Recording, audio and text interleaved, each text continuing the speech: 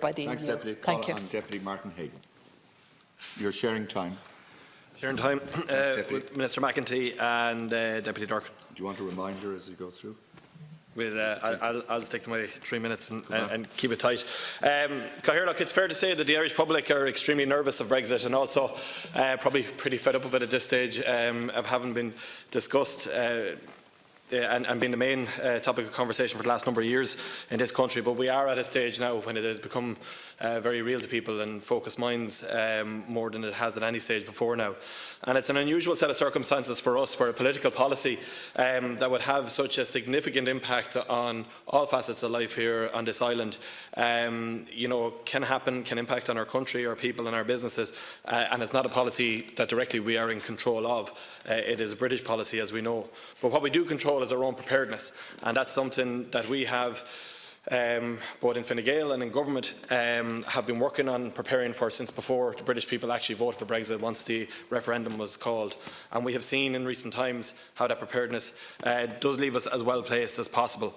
But now, while we continue to work with our EU partners to avoid a damaging no-deal exit, and I welcome tonight's vote in Westminster, but to be honest, it's all well and good for MPs to vote and say there isn't to be a no-deal exit.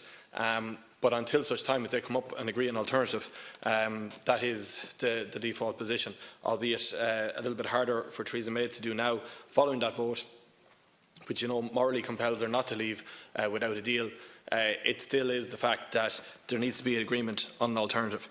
But that said, we have to, in Ireland, focus on the things that we can control as opposed to the things that we can't control. And we will continue to use our position at the heart of Europe to get the best possible outcome for our country and our citizens and for Europe. And hopefully we can continue to maintain as close a possible relationship with our friends in the UK as well as part of that. But individuals and businesses in Ireland have a role to play as well.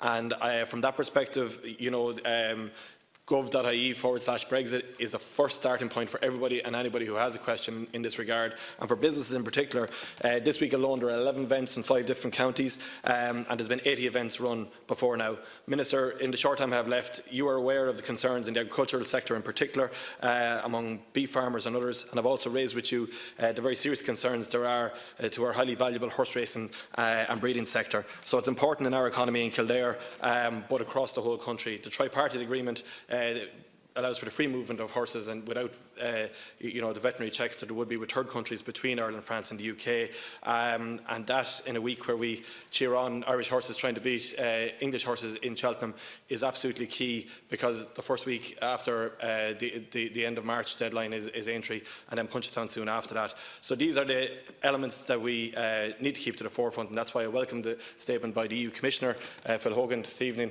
that Europe has our back, and the Taoiseach's comments from America in relation to the position of putting the citizens first and the countries keeping all of these topics to the fore as we can in the coming weeks. Thanks, Deputy Heydon. Deputy